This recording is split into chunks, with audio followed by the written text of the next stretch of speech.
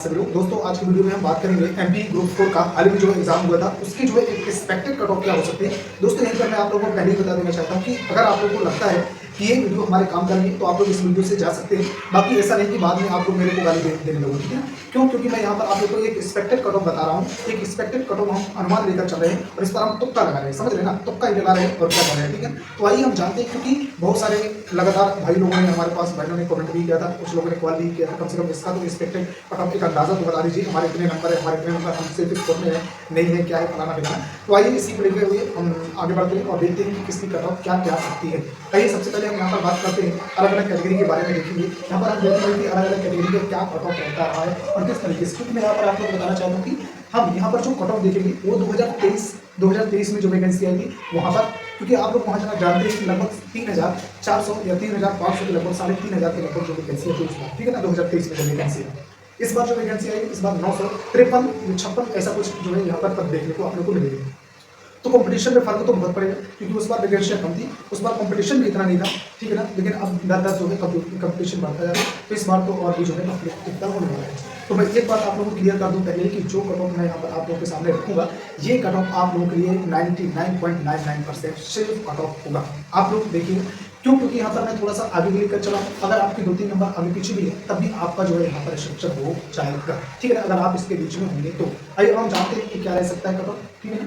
सबसे पहले दोस्तों हम यहाँ पर बात करते हैं, आप लोग यहाँ पर देखेंगे, यहाँ पर आप लोग देखेंगे तो अगर हम बात करें यहाँ पर अगर जनरल कैटेगरी की सबसे पहले मैं बात करूँ, क्योंकि आप लोग यहाँ पर देखेंगे कैटेगरी वाइज आप लोगों को देखने को मिलेगा। सबसे पहले आप लोगों को यहाँ पर देखने को मिलेगा यूआर यानी कि जनरल कैटेगरी, फिर इसके बाद ओबीसी कैटेगरी, फिर इसके बाद ईडब्ल्यूएस कैटेगरी और फिर इसके बाद जो है एससी और एसटी कैटेगरी देखने को मिलेगी, ठीक है, इस तरीके से। अब यहाँ पर हम बात करते हैं कि अगर सीपीसीटी वाला कोई बंदा है, ठीक है ना, अगर सीपीसीटी वाला कोई बंदा है और सीपीसीटी प्लस स्टेनो टाइपिस्ट वाला जो बंदा है, उसकी कट ऑफ यहाँ पर जो रहने वाली है वो 74 से 75 के बीच में रहने वाली है, क्योंकि 74 से 75 के बीच में रहने वाली है।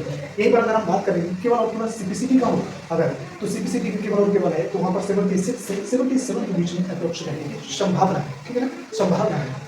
इसके बाद अगर हम बात करें कि अगर 12th और डिप्लोमा वाला अगर कोई स्टूडेंट है तो 12th प्लस डिप्लोमा, यहाँ पर मैं आप लोगों को बताने लगा चाहता हूँ कि मेल जो कट ऑफ है यहाँ पर मेल है और यहाँ पर फीमेल है, क्योंकि जो पहले 74 है वो मेल है और जो ठीक है ना, सॉरी जो है फीमेल है और जो 75 है वो जो है फीमेल है, ठीक है। तो यहाँ पर आप लोगों को कन्फ्यूजन नहीं होगा। अब ये हम देखते हैं इसी तरीके से अगर हम ओवरऑल की देखिए कि मतलब कि एक यूआर कैटेगरी में जनरल कैटेगरी में ओवरऑल कितना जा सकता है, आप किसी भी कैटेगरी को मिनिमम आपके इतने अंक होने ही चाहिए, ठीक है ना। कितने वो तो हम बात करते हैं कि लगभग 78 से लगभग 80 के बीच में, लगभग 78 से आप लोग 80 के बीच में नंबर होने चाहिए, तभी आपका इसमें सिलेक्शन होना संभव है, ठीक है ना, आसपास रह सकता है। अब आइए हम बात करते हैं अगर ओबीसी कैटेगरी की बात करें, तो ओबीसी कैटेगरी की बात करें तो यहाँ पर आप लोग देखेंगे कि अगर आप लोग जनरल कैटेगरी से आते हैं या फिर जो है ओबीसी कैटेगरी से आते हैं, अगर आप मेल हैं तो आप लोगों को यहाँ पर देखने को मिल जाएगा कि 73 से 75 के बीच में आप लोगों को यहाँ पर देखने को मिल जाएगा, ठीक है। इसी तरीके से सीबीसीटी वाले हैं तो उनको भी 75 से 76 के बीच में देखने को मिल जाएगा, ठीक है, 75 से 76 के बीच में। अगर इसी तरीके से आप 12th और डिप्लोमा वाले हैं तो 81 से 83 के। अब 12th और डिप्लोमा वाले क्योंकि उन लोगों का पेपर थोड़ा ईजी है और उन लोगों का पेपर थोड़ा टेक्निकल रहता है, टेक्निकल वाले स्टूडेंट भी जाते हैं, ठीक है। तो मैथमेटिकल जो ऑपरेशन आती है वहाँ पर जो है ज़्यादातर सवाल सही होने के चांसेस रहेंगे, ठीक है। अगर हम यहीं पर बात करें कि अगर आप ओवरऑल इसमें अगर देखिए आप ओबीसी कैटेगरी में यहाँ पर आपको तो देखने को 69 से लेकर आप लोगों को, ठीक है ना, 76 के बीच में आप लोगों को देखने को मिल जा सकता है, ठीक है। अगर इसके आसपास है आप लोगों को तो आप लोगों को सेफ स्टूडेंट, ठीक है ना। आइए बात करते हैं ईडब्ल्यूएस कैटेगरी। ईडब्ल्यूएस कैटेगरी यहाँ पर अगर देखेंगे तो अगर हम यहाँ पर एक ओवरऑल की अगर बात करें तो यहाँ पर आप लोग देखेंगे 68 से 77 के बीच में आपके नंबर होने ही चाहिए, ठीक है ना, तभी आप यहाँ पर जो है अपने सिलेक्शन के चांसेस ज़्यादा बढ़ पाएंगे। यहीं पर अगर आप बात करें अगर सीपीसीटी वाले हैं तो वही पर कि 72 से 75 के बीच में।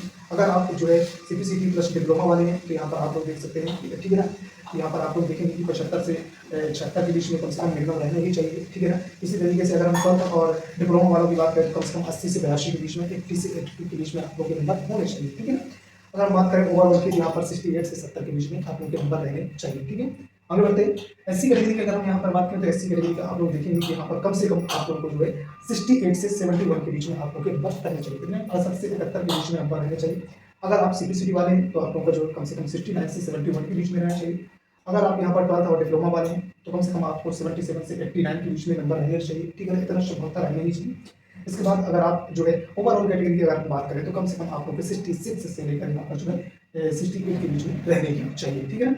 आइए हम बात करते हैं एसटी कैटेगरी की। एसटी कैटेगरी की दोस्तों यहाँ पर अगर बात करें तो कम से कम अगर आप मेल हैं तो कम से कम आपको 61 नंबर होने चाहिए, ठीक है ना, ठीक है ना। और 61 मतलब कि अक्षर, और 63 अगर आप जो है फीमेल हैं तो कम से कम मिनिमम इतने होने ही चाहिए।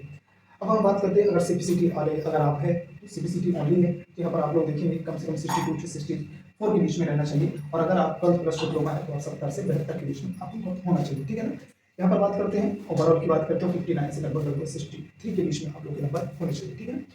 तो देखिए ये कट ऑफ, एक चीज मैं आप लोगों को और बता देना चाहता हूँ कि देखिए ये कट ऑफ ऐसा नहीं है कि यही ही आने वाली है, ठीक है ना। मैंने एक अनुमानित बताया है, अनुमानित निकाली हुई है, क्योंकि अगर आप यहाँ पर देखेंगे तो 2023 की कट ऑफ को यहाँ पर आप देखिए थोड़ा सा, यहाँ पर मैं आपको दिखा देता हूँ। देखिए 2023 की कट ऑफ कुछ इस तरीके से दी है, ठीक है ना। स्टूडेंट पैकेज वालों की अलग रही है, ठीक है ना। फिर जो है अलग कैटेगरी की जो है फीमेल की देखेंगे तो यहाँ पर देखेंगे मेल की देखेंगे कुछ इस तरीके से आपको कुछ देखने को मिलेगी, ठीक है ना। इसी के आसपास थी, इससे ठीक है ना, इससे बहुत कम थी। इस बार मैंने बताया हुआ जो ये जो बहुत रिसर्च करने के बाद दोस्त मेरे, ठीक है ना, कम से कम मेरे को इसका 3 दिन का टाइम लगा, क्योंकि इससे पहले 2023 और इससे पहले की भी मैंने कहानी देखी, वैकेंसियों का अंदाजा लगाया कहाँ तक, फिर जाकर आप लोगों के सामने रखा हूँ। बाकी आप लोग बताइएगा क्या आप लोगों को लगता है क्या जा सकती है, बाकी समय बहुत जल्द आने